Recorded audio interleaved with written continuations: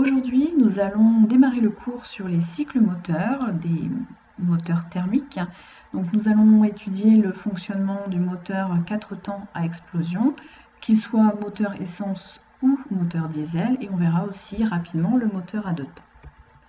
Alors avant de définir les différentes étapes du fonctionnement du moteur à explosion, 4 temps, on va d'abord décrire un petit peu le système en question. Donc ici vous avez un cylindre fermé par un piston avec 2 soupapes, une soupape d'admission et une soupape d'évacuation. Et à l'intérieur, on a le système qui va subir les différentes transformations thermodynamiques, à savoir un mélange d'air et de carburant. Le piston est relié par une bielle à l'arbre manivelle. Donc en fait, cette bielle va transformer le mouvement de translation du piston en un mouvement de rotation de l'arbre manivelle, qu'on appelle aussi vilebrequin, qui entraînera l'arbre moteur. Donc la première phase correspond à la phase motrice, qui est la détente des gaz brûlés. Le piston se déplace vers le bas dans le but d'augmenter le volume du système, et cette détente est provoquée par la chaleur de l'explosion. La deuxième phase correspond à l'échappement des gaz brûlés. Donc le système, la soupape d'évacuation s'ouvre, le vilebrequin tourne et en tournant entraîne le piston vers le haut pour pousser les gaz à l'extérieur. La troisième phase, toujours par inertie mécanique, donc la rotation du vilebrequin entraîne le mouvement de translation vers le bas du piston. La soupape d'admission s'ouvre et on a de nouveau de l'air plus du carburant qui est admis dans le système. La soupape se referme. Toujours par inertie mécanique, le piston remonte, comprime le mélange et à la fin, on a une explosion qui chauffe les gaz et va entraîner de nouveau la phase motrice de détente des gaz brûlés. Donc si on compte en fait sur ces 4 temps, nous avons 2 rotations de l'arbre moteur qui se font premièrement sur la phase de motrice de détente des gaz brûlés et par inertie l'échappement des gaz brûlés, et ensuite l'admission et la compression. Alors bien évidemment là, dans ce système, le cycle est en cours, donc il est continu, il se maintient. Par contre, au départ, il faut lancer le système, il faut déjà brûler, provoquer cette détente des gaz brûlés. Et alors, au point de départ du cycle, le piston est en position haute, donc on est au point mort haut. Le mélange est comprimé et il faut déclencher l'explosion. Alors à l'époque des premières voitures, c'était fait à la main avec une manivelle, et puis aujourd'hui c'est un moteur électrique série, un lanceur, qui démarre ce cycle moteur. Alors en réalité, il n'y a pas qu'un seul piston qui fonctionne pour entraîner le système bielle plus manivelle que vous avez ici. Vous avez ici 4 cylindres qui fonctionnent à des moments différents du cycle. À chaque instant, on n'a qu'un seul cylindre qui est moteur. Le travail fourni va servir à faire tourner l'arbre moteur et donc à continuer le cycle sur les autres cylindres de façon à minimiser les pertes de l'inertie mécanique. Alors vous avez ici un schéma qui représente l'ensemble des différentes étapes que je vous ai présentées juste avant. Vous retrouvez le piston, la bielle, l'arbre vilebrequin, et puis vous voyez les différentes étapes qui s'affichent, 1, 2, 3, 4, qui correspondent aux différentes phases. Avec ici l'arrivée des gaz en bleu, l'étape de combustion avec la bougie qui s'allume, et puis l'évacuation en marron. Évidemment, comme les gaz brûlés vont monter à très haute température, après au moment d'évacuation, il faudra aussi refroidir le système, soit par air, soit par eau. On peut représenter les différentes transformations thermodynamiques que subit le mélange air plus carburant à l'aide d'un diagramme de Clapeyron que vous avez ici. La première étape, c'est l'admission du mélange air plus carburant. Ça se fait à pression constante et à température ambiante. Puis, on va avoir une compression qui se fait rapidement, donc sans échange de chaleur entre 1 et 2. Ce sera donc une compression adiabatique. Lorsque le système est au point mort haut avec les gaz comprimés, donc il y a la bougie qui va allumer le carburant et donc on va avoir un apport de chaleur lors de la combustion du carburant et ça se fait à volume constant, enfin en théorie à volume constant. Donc c'est l'étape 2-3 qu'on va considérer comme une isochore. Puis dans la foulée, la détente du piston. Ça se fait très rapidement aussi, donc sans échange de chaleur, c'est une détente adiabatique. Et puis la dernière étape, l'évacuation, donc la baisse de pression lors de l'ouverture de la soupape d'échappement et refroidissement du système. Donc là, cette fois-ci, on échange de la chaleur, QF, le système va perdre de la chaleur à ce moment-là. Puis évacuation des gaz brûlés, et puis on redémarre un nouveau cycle. Alors si maintenant on veut déterminer par le calcul le rendement du cycle de Baudrot-Chasse, donc pour le garder en mémoire, je vous ai remis le diagramme de Clapeyron. Et en fait, si on considère les transformations, on a deux adiabatiques sur lesquels on n'échange pas de chaleur, donc Q est égal à 0, et les deux isochores. Donc si on considère le mélange air plus carburant qui a une forte quantité d'air, on pourra le considérer comme un gaz parfait, ce système, et donc appliquer toutes les équations des gaz parfaits. Pour des transformations isochores, vous vous souvenez, si on connaît le nombre de moles du mélange air plus carburant, on est sur une transformation isochore, donc la quantité de chaleur échangée est égale à la variation d'énergie interne, qu'on peut écrire à l'aide de la première loi de Joule pour les gaz parfaits, comme NCV delta T. T3 étant la température finale, T2 la température initiale au cours de cette transformation isochore. On a la même chose pour QF, chaleur échangée avec la source froide. Donc là, T1 est inférieur à T4. De nouveau, on écrit NCV delta T. Et donc, on a exprimé, quantifié les différents échanges de chaleur. Le rendement d'un moteur, c'est moins W, le travail. Donc, c'est W est négatif ici pour le système, c'est perdu, sur QC. QC, c'est la chaleur apportée lors de la combustion. Et sur un cycle complet, delta U est égal à 0. Delta U, c'est égal à W plus Q total. Donc, W moins W, ça va être égal à QC plus QF. Et on simplifie l'expression comme ça. Donc après, il suffit de remplacer QC et QF avec les deux formules qu'on a définies précédemment. Et on se retrouve avec un rendement état qui ne dépend que des différentes températures au cours du cycle. Et on va essayer de simplifier ces températures. Sachant qu'entre 1 et 2, on a une compression adiabatique qu'on considérera comme réversible. Entre 3 et 4, on aura une détente adiabatique qu'on considérera comme réversible. On peut appliquer la première loi de Laplace, PV puissance gamma égale constante, ou qu'on décline en fonction de T et de V.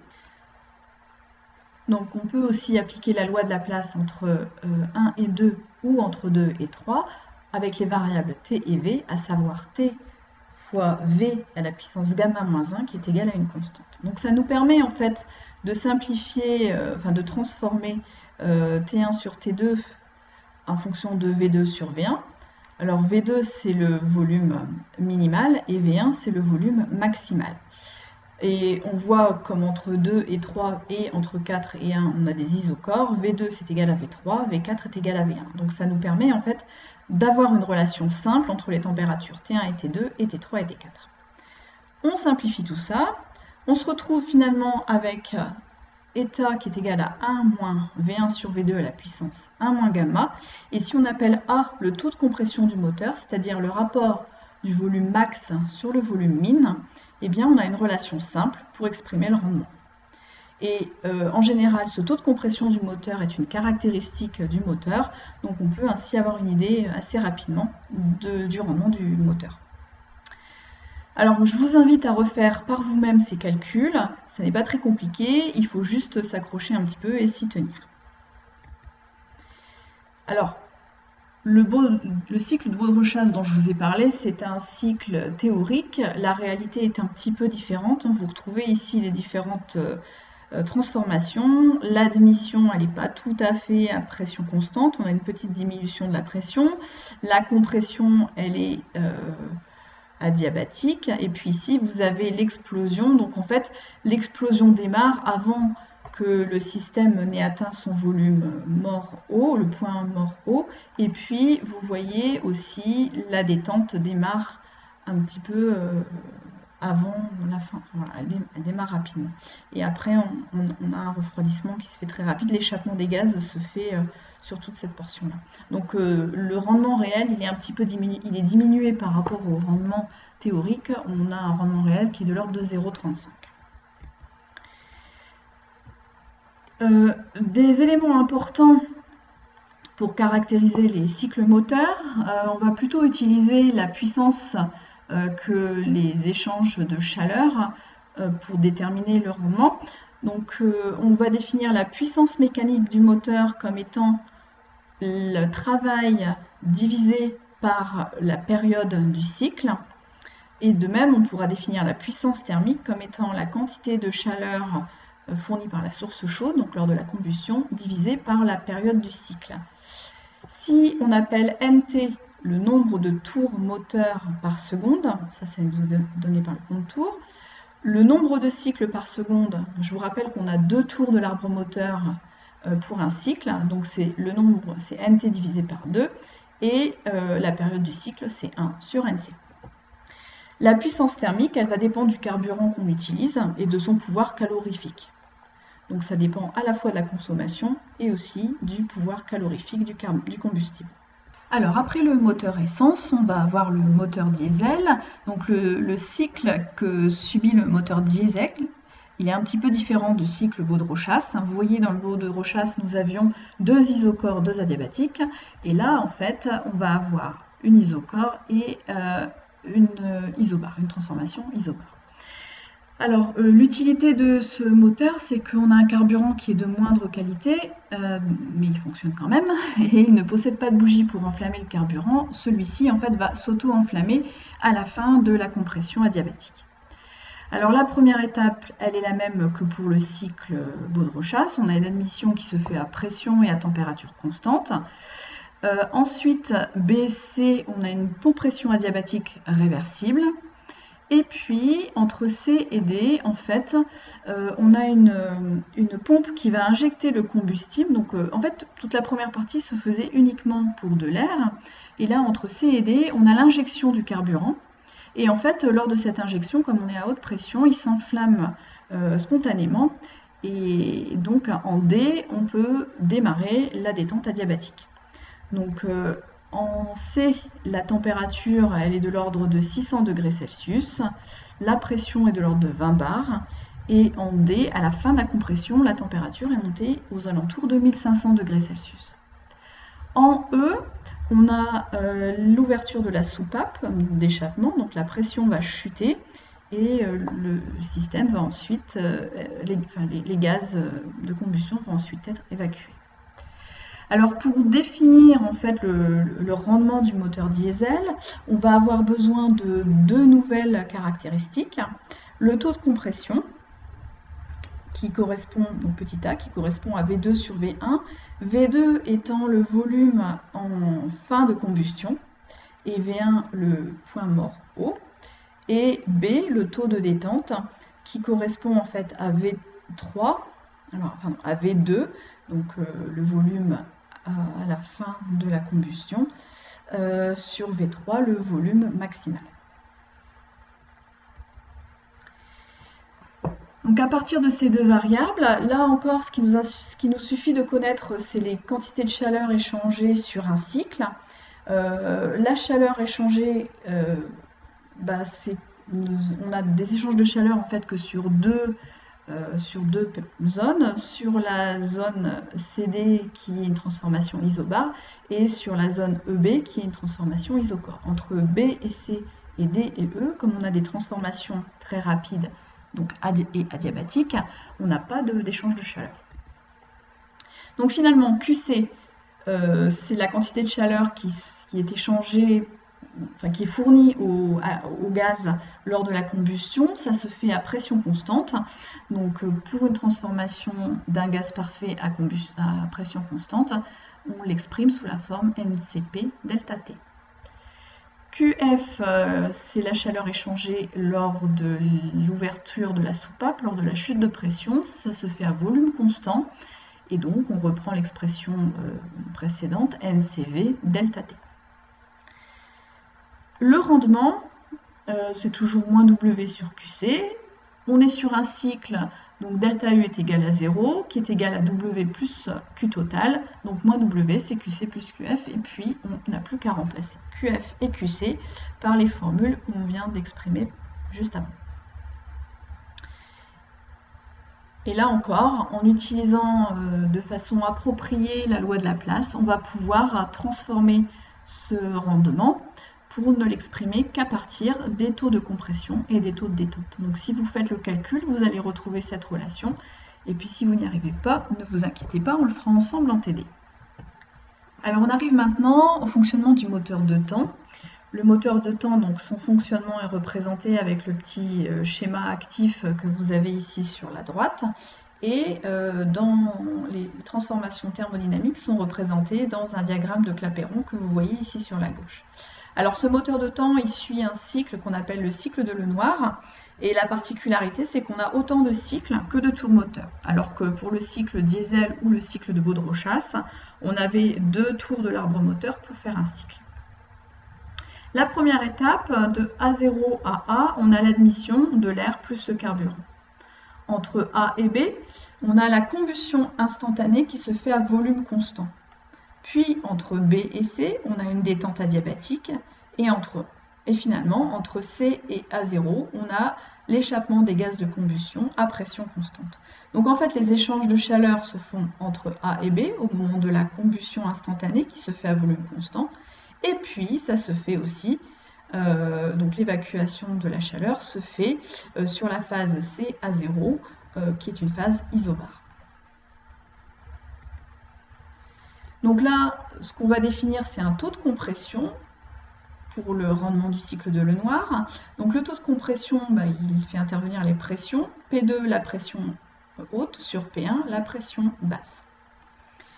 On reprend la définition du rendement, 1 plus QF sur QC. On remplace tout ça par les différentes températures. Voilà, QF, c'est une transformation isobare, donc on l'exprime en fonction de NCP delta T. QC, c'est une transformation isocore, donc NCV delta T.